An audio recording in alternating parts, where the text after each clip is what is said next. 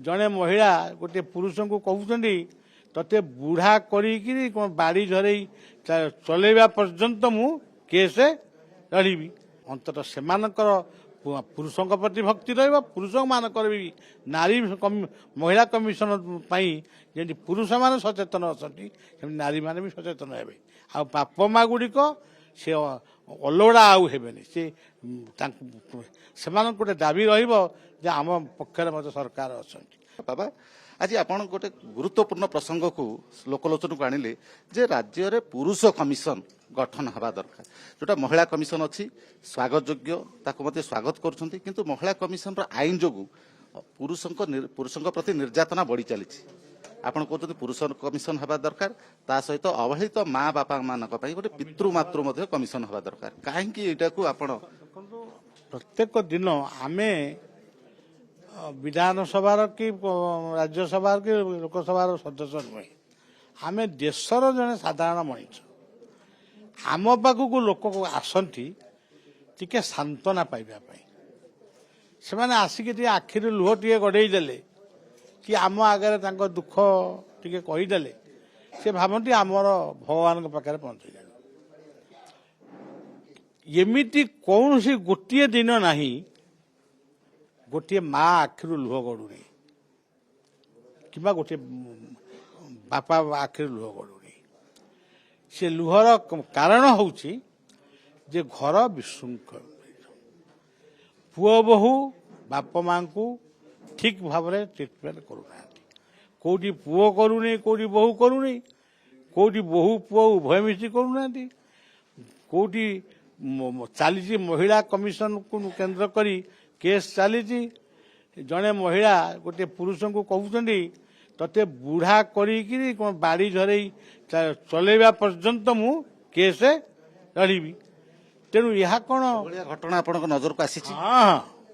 गोटाए नुह अनेक आसी अनेक बुढ़ा हो गले बोले 50 वर्ष है हृदयंगम करके आजिका जुगरे पुरुष कमिशन आवश्यकता पुरुष कमिशन हेले अंततः से पुरुषों प्रति भक्ति रुष मानकर भी नारी महिला कमिशन जमी पुरुष मान सचेतन अच्छा नारी मैंने भी सचेतन हे आ बाप माँ गुड़िक से अलोड़ा आउ हेबेनि से गोटे दाबी रम पक्षर मत सरकार अच्छा एपाई आम सरकार सहित आलोचना करूँ एवं बुद्धिजीवी मान सहित आलोचना करी पुणी आपण प्रेस मीट कर जनइबू आपण ए कि समय पूर्व सांबादिक सम्मेलन में कहले दरकार पड़े सुप्रीम कोर्ट पर्यंत जीवु केंद्र सरकार सहित राज्य सरकार सहित आम नवेदन करूँ केस मकदमा करूँ आम गोटे नवेदन करूँ आग प्रथम नवेदन करूँ एकुटिया करवाटा ठीक हेनी समस्ते मिसिक आम नवेदन करूँ एवं नारी महिला कमिशन जी करुँच अंततः समय निर्धारण करा जाऊ एतिक दिन भितर गोटे नारी तार न्याय पाइब सेमती एतिक दिन भितर गोटे पुरुष तार न्याय पाइब आ गोटे अवहेलित बाप माँ न्याय पाइबे गोटे कथा कहबे कि आपण पाखु अनेक लोक आसंती विभिन्न समस्या नहीं आसंती एभली समस्या देखी कि पुरुष महिला को निर्यातना देवार खबर शुणी थे महिला पुरुष को निर्यातना देवार खबर आसी कि आपण पाखक से समस्या समाधान कर गोटे महिला सुस्पष्ट भाव कहले जे मु बहु जिते होती मोर शाशु टिके मते सब गाली गुलज कले करती मुझे काम ठीक समय ठीक काम कर मु गोटे गोईठा पकईली बहु शाशु को गोईठा पकड़े बोली कहले स्पष्ट भाव में बहु कहूँ मु गोटे गोईठा पकईली शुणिली कहले से दिन ठारू ये गोड़टा मोर बिंधुची मु राति शोई पारुनी मु आपण पाखक आसी